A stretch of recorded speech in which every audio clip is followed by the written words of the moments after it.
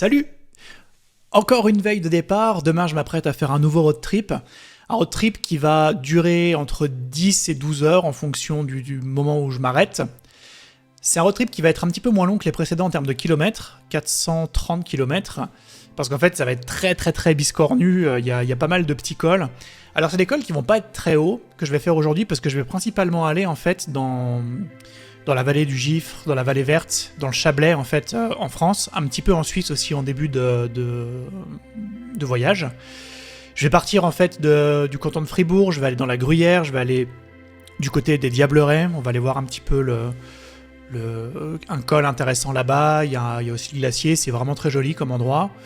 Ensuite, on va direction Montaix, on traverse la frontière, on va en France, vallée d'Abondance, on va aller vers Morzine, vers les Lins d'Arrêt, donc le village des chèvres. Ensuite, on va descendre, col de Jouplane, on va arriver à Samoin. Et ensuite, à Samoin, on remonte dans les Alpes, dans les montagnes, du côté de Pradly, Saumans, ça va nous faire arriver à peu près dans la vallée verte. Et là, de nouveau, quelques petits cols pour arriver du côté de Thonon. En fait, on va faire un bout de la route des Grandes Alpes à l'envers, en fait, sans faire les grands cols aujourd'hui. Et puis, une fois qu'on sera à Thonon, on longe le Léman et après, on rentre à la maison. Donc, c'est la fin de l'été. J'espère qu'il ne va pas faire trop frais, parce que là, dans les cols, il risque de faire quand même un petit peu froid maintenant. Je vais bien m'habiller et on va profiter. C'est parti!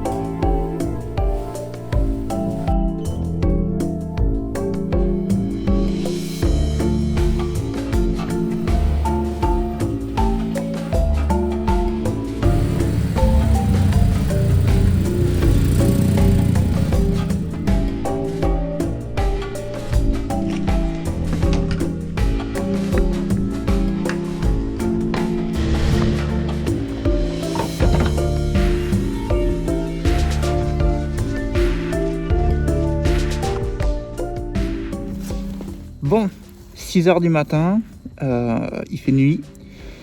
Je viens de mettre l'essence et on part. Alors le problème c'est que en fait il avait fait très froid et il a neigé dans certains endroits dans l'école. Alors je sais pas exactement s'il y a de la neige où je vais, j'ai essayé de regarder mais j'ai pas trouvé. Alors écoutez, on verra. Quoi qu'il arrive, au moindre truc, si jamais ça va pas, on fait demi-tour, on prend pas de risque.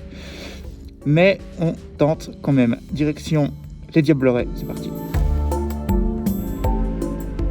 C'est parti pour ce road trip un petit peu particulier. Vous le voyez, il fait nuit parce qu'on est vraiment à la fin de l'été maintenant, sachant que je pars tôt. Donc là, on est le 14 septembre et il faut savoir que c'est une fin d'été un peu particulière parce que la veille, donc le 13 septembre, il a neigé. Il a neigé et il a neigé plutôt bas, dès 1200 mètres d'altitude, il a commencé à neiger. La plupart des cols que vous avez vus sur la chaîne sont tous fermés. Et donc, ma seule alternative, c'était de créer un itinéraire en passant par des cols un petit peu plus bas. Alors, un petit peu plus bas, qui vont quand même être plus hauts que 1200, en espérant qu'ils soient toujours ouverts. Maintenant, ce n'est pas une journée très simple. Il y a des perturbations, il y a de la pluie. C'est une journée très particulière. J'ai oscillé entre moins 1 degré et maximum 9 degrés tout le long de la journée. Le seul moment où j'ai dépassé les 10, c'est quand je suis retourné en fait à la toute fin de mon road trip, vous le verrez tout à l'heure. Donc road trip particulier, je vous invite à mettre un commentaire, à mettre un like, à partager et à surtout vous abonner si ça vous intéresse de voir de nouvelles vidéos de ce genre sur la chaîne. Bon allez, petite pause, se faire un café chaud là, un petit coup de bouffe. Alors, il fait froid.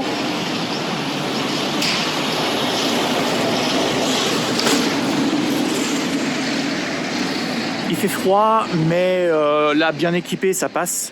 Alors maintenant, le problème, c'est que je vais vers l'école. Là, maintenant, je vais commencer à monter un peu. On verra déjà si c'est ouvert.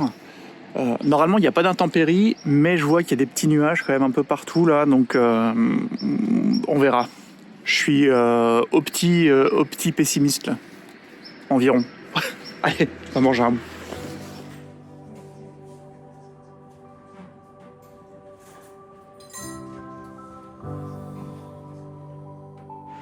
Bon, cette pause a fait du bien. J'ai gagné 1 degré, il fait maintenant 6. On est bien. Mais bon, je vais vous montrer un truc parce que ma moto, elle est formidable. On a souvent dit que c'était une moto de vieux, la GS. Et moi, je suis très jeune, vous savez. Alors, on appuie sur ce petit bouton. Et là, c'est formidable, regardez. On a les poignées chauffantes. Je vais les monter un peu parce que c'était pas assez. Et on va se mettre aussi... On va se faire cuire le cul à feu doux. Voilà. Tac. Voilà. Maintenant, je suis paré pour aller au Diableret. C'est parti.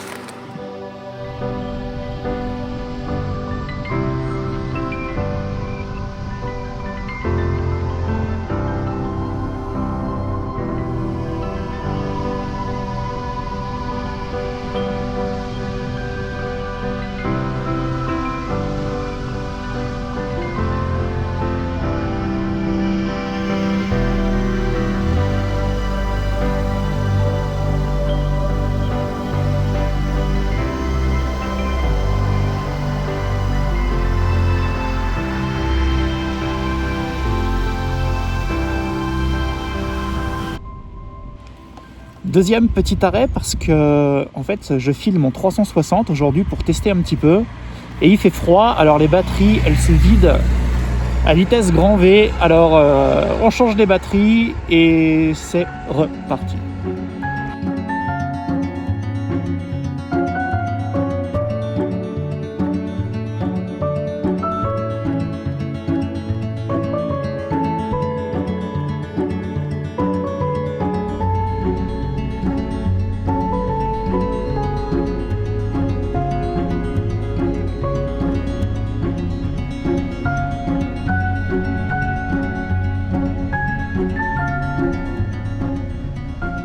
Si aujourd'hui les conditions étaient un petit peu spéciales de par la météo et même l'itinéraire que je vais emprunter, je me suis dit que j'allais le rendre encore plus spécial en testant le dernier réglage en fait de ma caméra que je n'avais pas testé.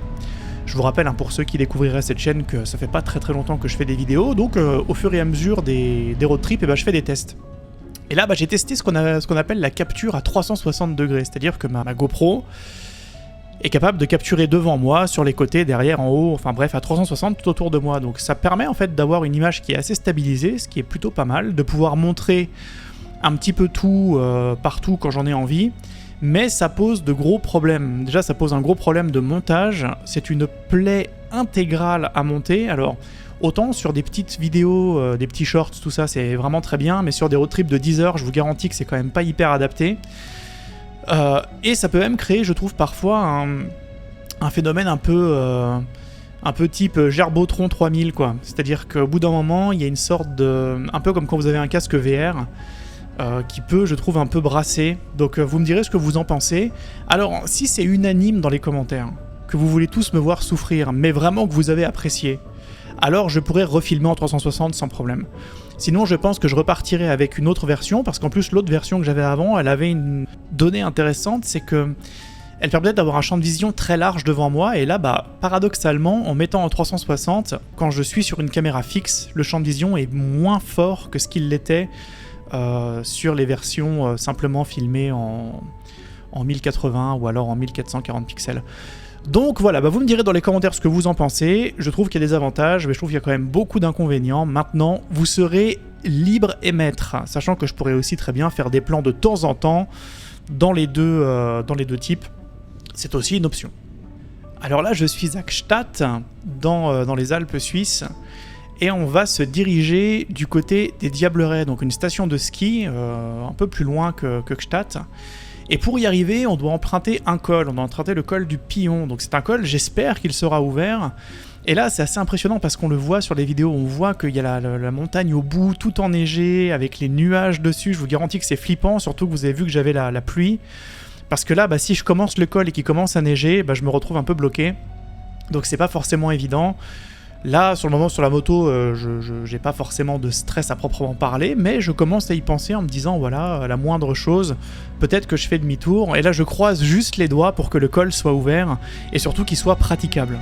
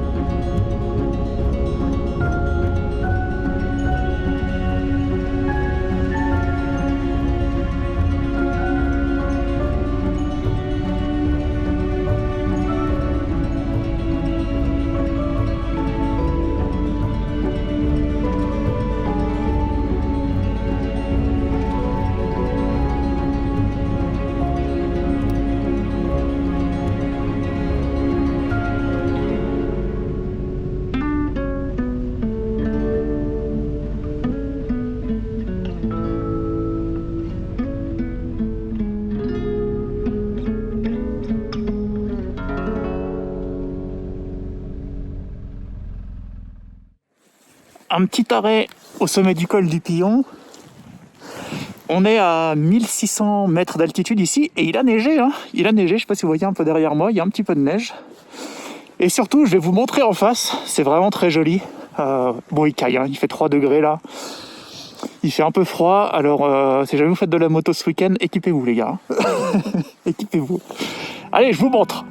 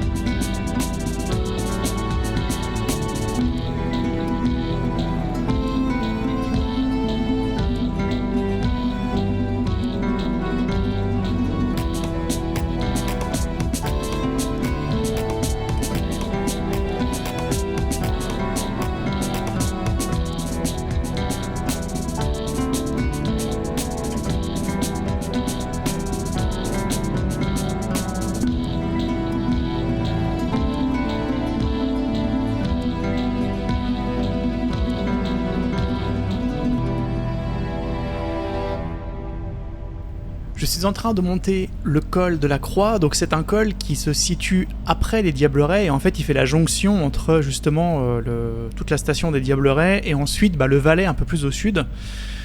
Et ce col est un col finalement qui va monter aussi un peu, et là où c'est un peu stressant, c'est que vous avez les panneaux qui sont juste à l'entrée du col, donc c'est bien marqué que tout est ouvert, mais c'est marqué attention, route non déneigée. Et justement c'est exactement le genre de panneau que je ne voulais pas voir aujourd'hui, avec la neige en fait qui était tombée quand même plutôt en masse la nuit d'avant, et puis à des hauteurs finalement moindres que là où je vais aller. Donc voilà, je monte avec un petit peu plus d'anxiété, mais en ayant toujours finalement la confiance en voyant que le ciel ne me tombe pas sur la tête et que je vais pas forcément me prendre une averse, et donc potentiellement de la neige parce qu'il faisait moins de 4 degrés. Faut quand même savoir, comme d'habitude, qu'à chaque fois que je pars en road trip, je vérifie bien les radars et les perturbations pour savoir ce qui risque de m'arriver. On peut être surpris, mais en général, c'est quand même relativement fiable.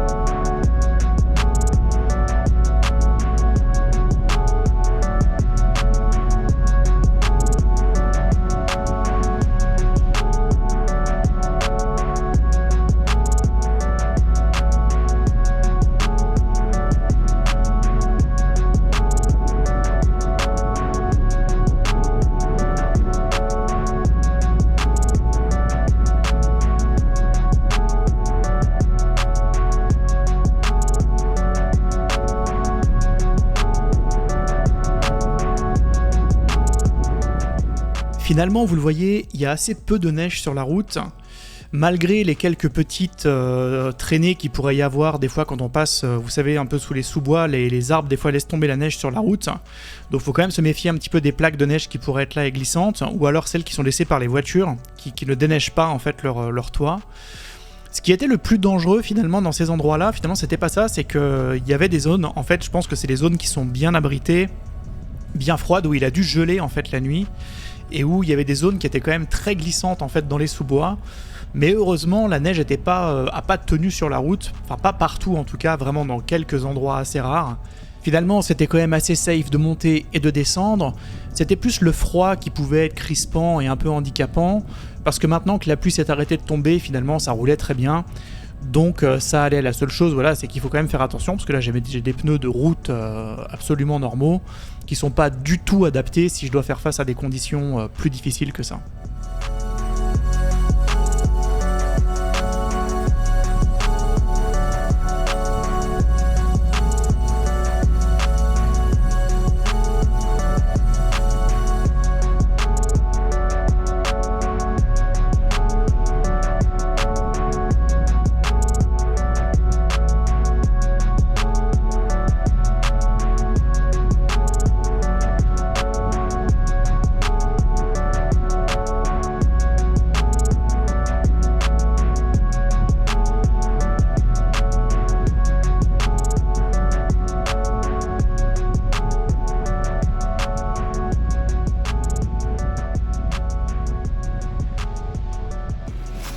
Bon, allez, deuxième petit arrêt café parce que j'ai besoin de me réchauffer. Et on va remplacer les batteries aussi parce que il n'y en a déjà plus. Ça fait 3 heures que je suis parti, j'ai déjà plus de batterie. Donc on teste un petit peu. Je vais peut-être tester de mettre la caméra au guidon. On verra si ça marche pour pouvoir la recharger en même temps. Bon bref, à tout de suite.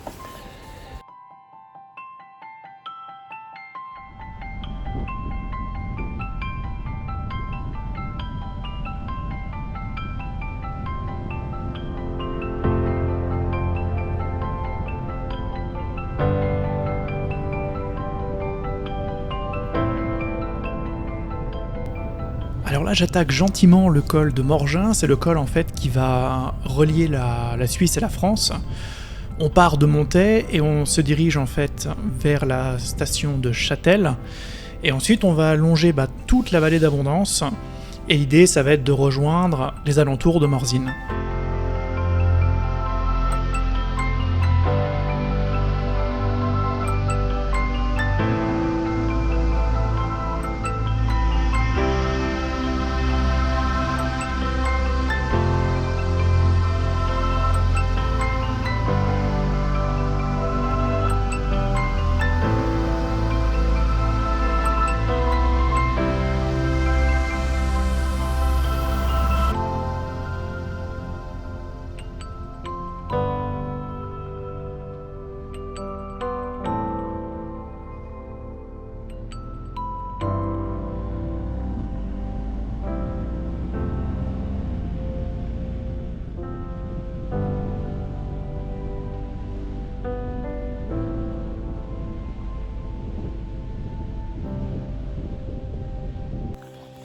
Petit arrêt à Châtel, donc on est arrivé en France. On est au sommet du col, quasiment là, entre la Suisse et la France. Il fait de nouveau froid, il fait 2 degrés ici. Il fait, certes, un peu moins froid que là où on était tout à l'heure, quand on était au Diableret, mais il fait quand même frais. Mais je vous garantis que bien qu'il fasse froid, bien qu'il y ait eu un peu de pluie, un peu de neige, et bien si je dois reprendre la décision de partir, je la reprends, ça vaut le coup parce que regardez ça.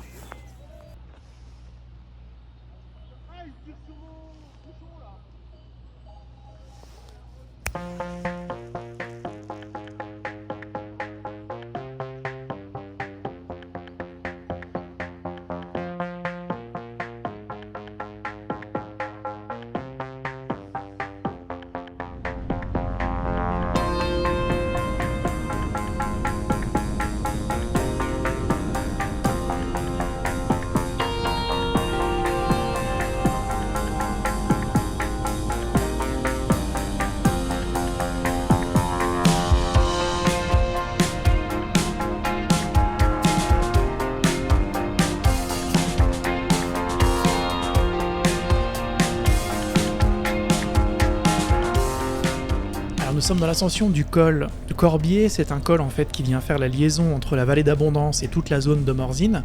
Alors comme la plupart des cols en fait d'aujourd'hui, c'est pas des cols qui ont des noms très ronflants. C'est vrai que on a souvent tendance en fait et moi le premier en moto de vouloir aller faire le Grand Saint-Bernard, la Fourca, col de la Bonnette et tout ça et tout ça. Mais c'est vrai que ça vaut le coup d'aller des fois explorer des endroits un petit peu moins connus. Je vous renvoie à la vidéo que j'ai faite il y a pas longtemps qui s'appelle Chaos et Paradis, où justement je suis allé dans un col que je ne connaissais pas, c'était un peu inattendu, c'était vraiment intense et assez excellent. Et je pense que c'est ça aussi un petit peu l'essence de ce genre de voyage, c'est de tracer des routes, de tracer des lignes sur des endroits où on ne connaît pas, pour essayer de découvrir et voir, même si les noms sont, comme je vous le disais, un petit peu moins ronflants, un petit peu moins chatoyants, ça vaut toujours le coup d'aller explorer, et on n'est jamais à l'abri de bonnes découvertes.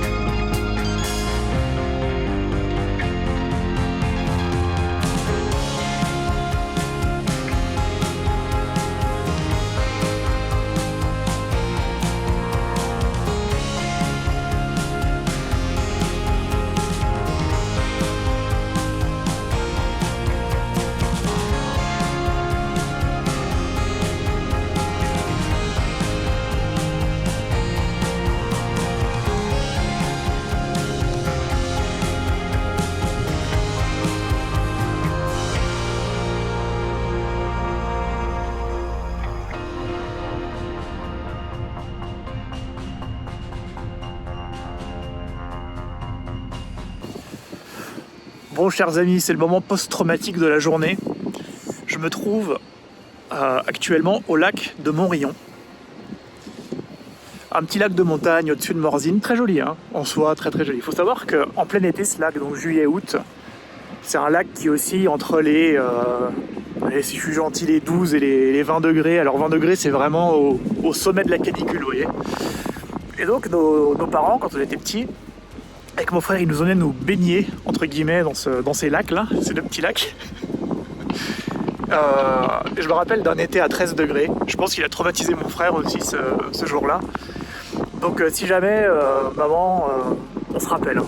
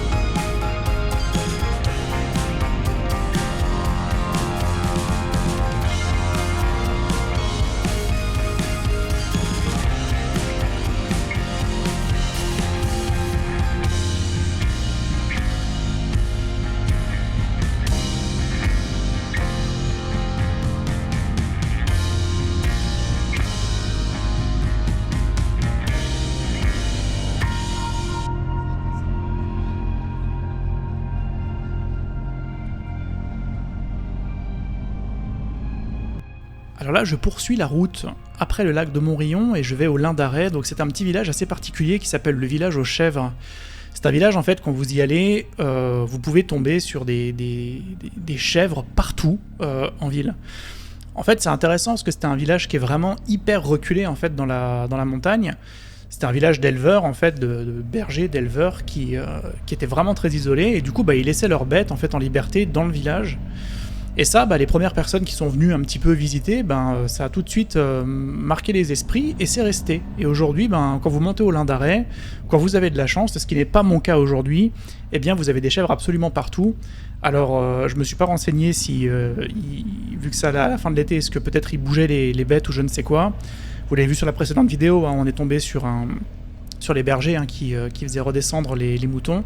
Donc ça peut arriver que vous ne tombiez pas dessus, mais c'est la première fois de ma vie où j'y suis allé, et où j'ai filmé bien sûr, et où les chèvres n'y étaient pas.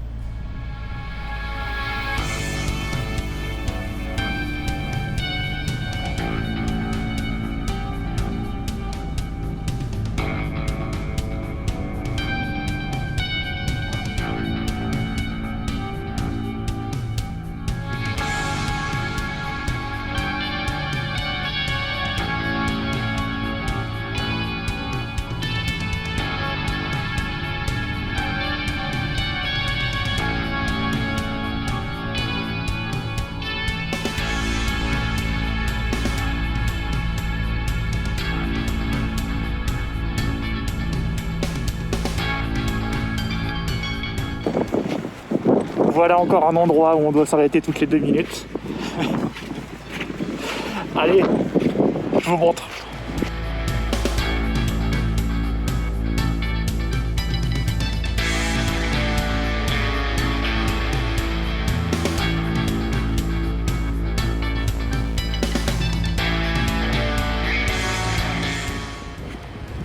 Comment voulez-vous que les voyages ils passent pas 12 heures quand on s'arrête toutes les 30 secondes pour voir des trucs magnifiques?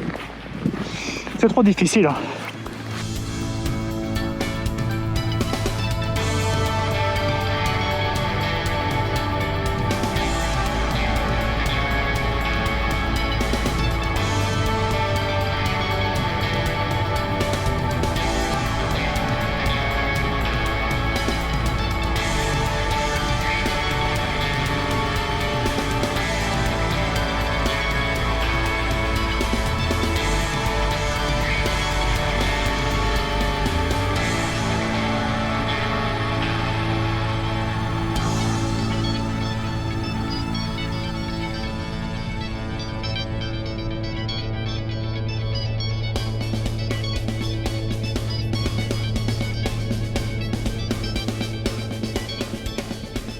Alors là, je monte le col de la Jouverte, en fait, qui est le col qui vient en fait, faire la sortie des Lins d'Arrée pour retourner ensuite dans la zone de Morzine.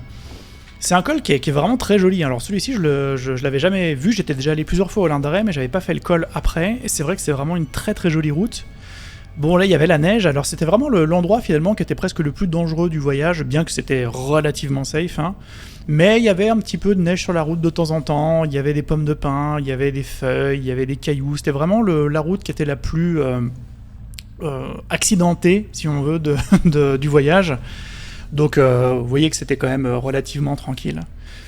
Alors, dans les commentaires sur YouTube et sur Instagram, j'ai plusieurs questions. La première, c'était quelle moto j'ai. Alors ça, j'avais répondu lors du premier road trip, mais c'est vrai que c'était pas le même format, donc peut-être que plein d'entre vous ne l'ont pas vu. Ma moto, c'est une BMW GS 1250 Adventure. Donc j'avais fait ce choix à l'époque parce que je suis grand. Je fais 1m95, 1m95 pour les moins suisses d'entre vous, les moins belges. Et c'était simplement la moto la plus haute, avec la plus haute hauteur de celle sur laquelle je me sens vraiment à l'aise. C'est une moto qui est très pratique pour moi parce que je roule beaucoup, je fais beaucoup de kilomètres. C'est une moto qui est très confortable. Qui n'a pas de chaîne. Moi j'aime bien avoir un cardan, c'est moins d'entretien, c'est moins de prise de tête. Moi je suis pas très mécanicien dans l'âme, hein. J'aime bien que les choses marchent bien assez facilement. Et c'est vrai que cette moto elle répondait à pas mal d'options. En plus c'est une moto qui est facile, c'est-à-dire que moi je suis pas un pilote, loin de là. J'ai un petit niveau à moto. Et c'est vrai qu'elle est facile en fait. C'est un vélo, alors effectivement elle est lourde, elle fait 260 kg tout plein fait. Mais en fait, quand vous roulez, elle est vraiment hyper maniable. Le centre de gravité est assez bas, toutes les masses sont réparties en bas, donc c'est vraiment un vélo en fait. Elle est facile, elle peut tout faire cette bécane. Si jamais vous devez partir un petit peu sur du off-road, c'est possible. Alors attention, hein, du off-road très limité, ça reste une moto qui est lourde, donc pas vraiment adaptée à faire des trucs de dingue. Même si je suis certain qu'il y a des méga pilotes parmi vous ou d'autres qui, à mon avis, peuvent s'en servir de manière très intense. Mais c'est vrai que c'est quand même plus recommandé pour le off-road un peu plus hardcore d'aller sur des motos un peu plus légères. Mais elle y arrive quand même. En fait, c'est une moto, je trouve qu'elle excelle vraiment nulle part. C'est pas la plus puissante, c'est pas la plus légère, c'est pas la plus maniable, c'est pas la plus de je ne sais pas quoi. Par contre, c'est la meilleure à faire absolument tout et à avaler des kilomètres sans jamais une seule fois trembler des genoux. Elle est vraiment excellente cette moto pour ça. Donc voici pourquoi je l'ai choisie.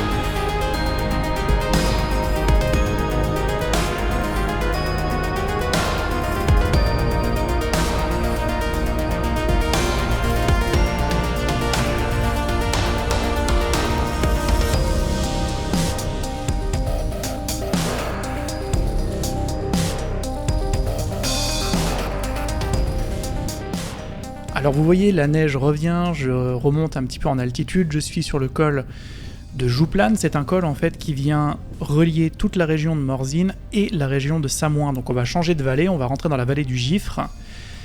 Et même si je disais que ces cols étaient des cols qui n'étaient pas très connus, finalement, pour ceux qui suivent le cyclisme, le Tour de France entre autres, il y a pas mal de cols que vous avez déjà vus, ou au moins dont vous avez déjà entendu parler, parce que le Tour de France y est passé.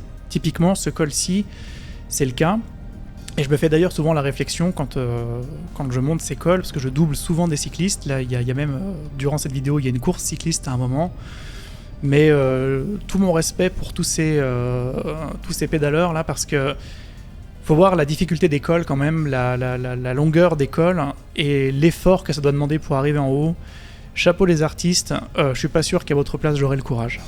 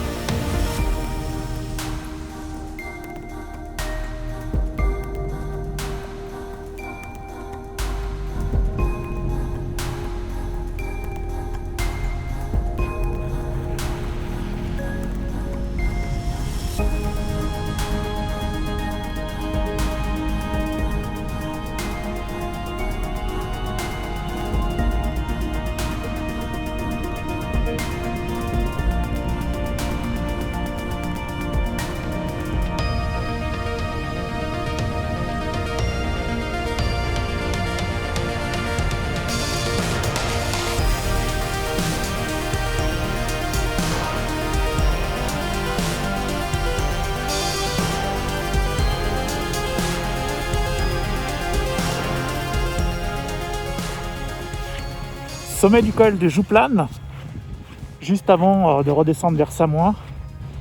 Il caille, il y a de la neige, mais putain que c'est beau quoi. Allez, je vous montre.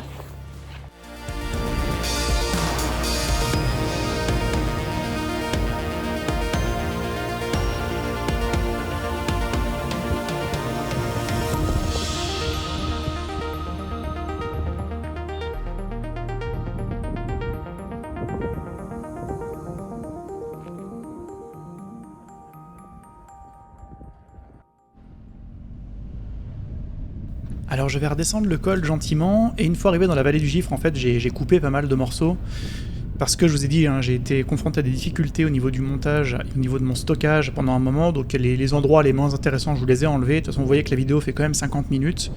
Donc je vous ai épargné juste la vallée, et vous allez reprendre, en fait, vous allez voir quand on va directement remonter dans la montagne, direction le Pradly.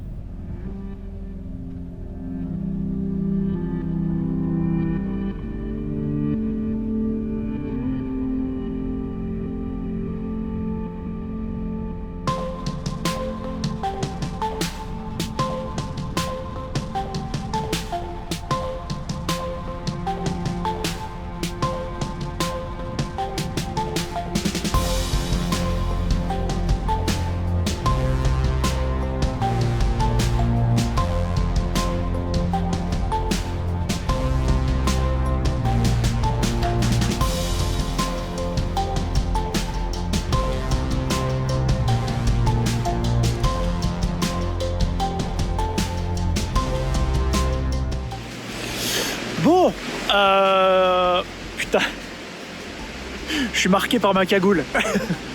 On va faire un énième changement de batterie.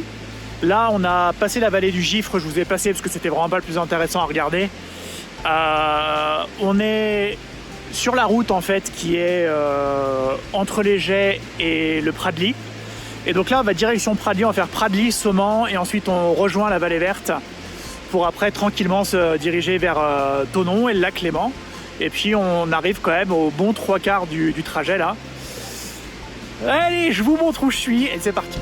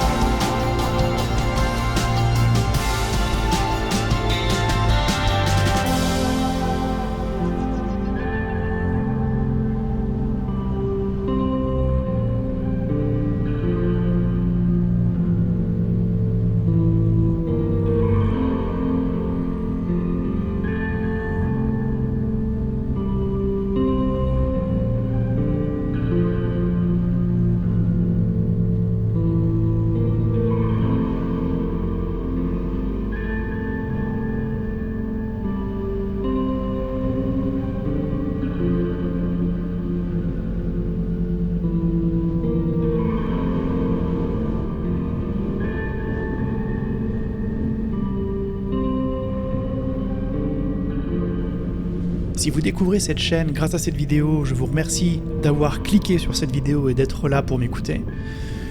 Je vous invite, si vous ne l'avez pas déjà fait, à vous abonner et à regarder dans la description de la vidéo. Vous avez pas mal de liens. Vous avez le lien d'un Discord qui peut être intéressant si vous voulez venir discuter un petit peu avec toute la communauté. Vous avez un lien d'Instagram où vous pourrez trouver pas mal de petites choses qui sont postées uniquement sur Instagram, qui sont assez exclusives à cette plateforme, donc plutôt intéressant si vous êtes intéressé.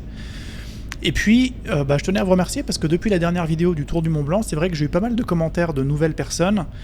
Et comme je vous l'ai déjà dit, c'est assez intéressant pour moi de voir que la vidéo se partage un petit peu parce que vu que je faisais pas mal de gaming avant sur la chaîne et que je suis en train de faire une transition vers d'autres types de contenus, la vidéo n'est pas recommandée encore à autant que j'aimerais qu'elle le soit. Et donc là, de voir des nouvelles têtes, ça veut dire que les vidéos commencent à tourner un petit peu. Donc je vous remercie. Merci justement de mettre un like, de mettre un commentaire et de partager si vous le pouvez pour aider tout ça à se diffuser du mieux possible. Merci.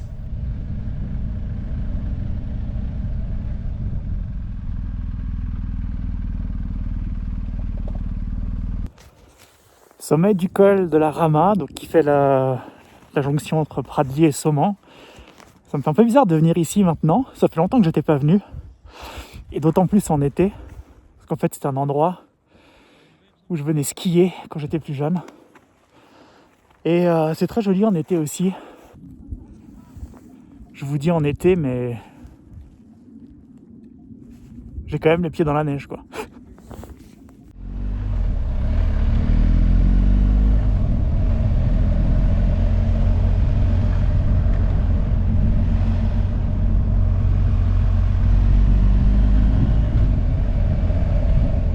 C'est vraiment cool de passer ici à moto et en été. C'est la première fois que je venais à moto, alors que j'ai quand même passé de nombreuses heures dans cet endroit dans ma vie, justement quand j'allais faire du ski. Et puis j'ai remarqué que justement il y avait pas mal de pistes qu'on empruntait à ski, qui étaient en fait la route, la route du col tout simplement. Et donc ça m'a fait revenir pas mal de souvenirs.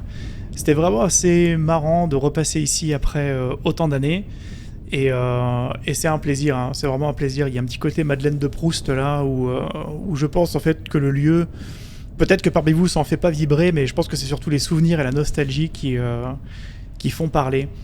Alors ce que j'aimerais en parlant de lieu, j'aimerais vraiment pouvoir refaire une boucle avant la fin de, j'allais dire la fin de l'été, mais avant que les cols ne ferment. Je sais pas si ça va être possible parce qu'il a déjà commencé à neiger. Alors la vague de froid de ce week-end où vous voyez cette vidéo qui tourne, c'était quand même assez exceptionnel.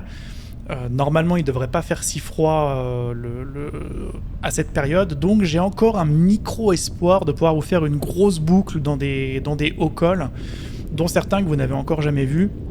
Maintenant c'est une possibilité, mais ce n'est pas encore certain. Dans les choses nouvelles aussi que j'aimerais, on en a déjà un petit peu parlé, mais c'est vrai qu'on parlait de moto tout à l'heure. C'est vrai qu'évidemment c'est une chaîne où je fais du voyage à moto, mais je parle pas beaucoup de moto. Les motards, vous allez pas être contents.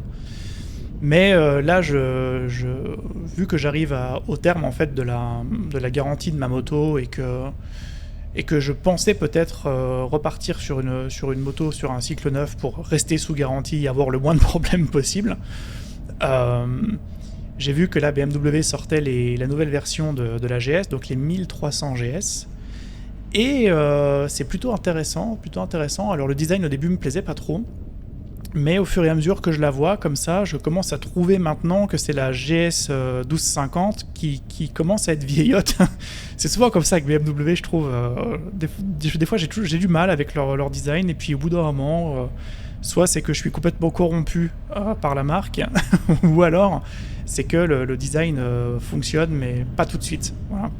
C'est un peu le côté d'avoir raison trop tôt. Alors vous me direz ce que vous en pensez dans les commentaires de cette moto. Beaucoup ne l'ont pas aimé, beaucoup continuent à ne pas l'aimer, je le vois sur les commentaires sur Instagram, mais c'est vrai que je trouve qu'elle a quand même un petit quelque chose. Donc ce sera peut-être ma future, si j'arrive à faire ce projet, peut-être durant l'année prochaine ou en fin de saison prochaine, on verra. Et dites-moi vous dans les commentaires avec quoi vous roulez.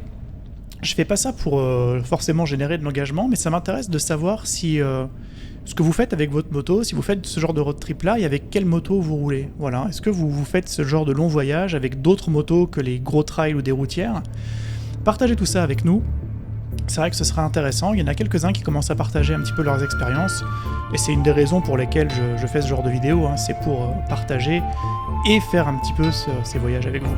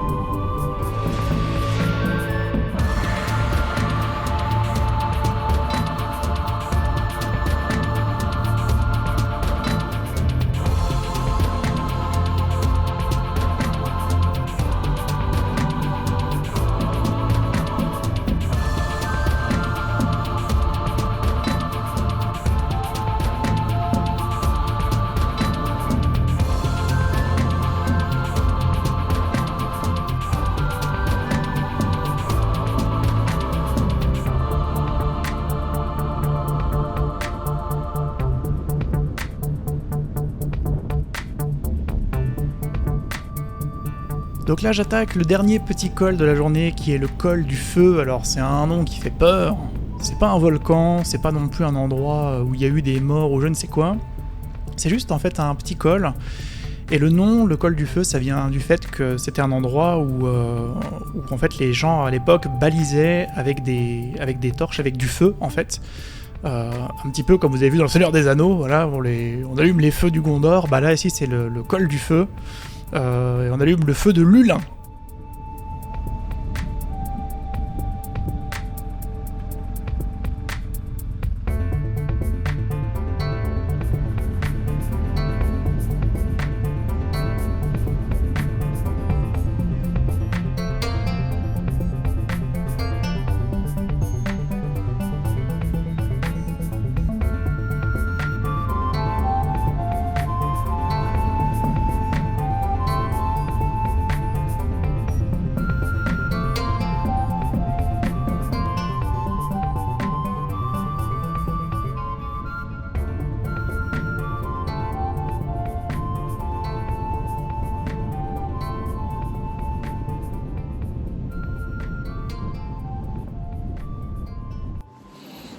Salut!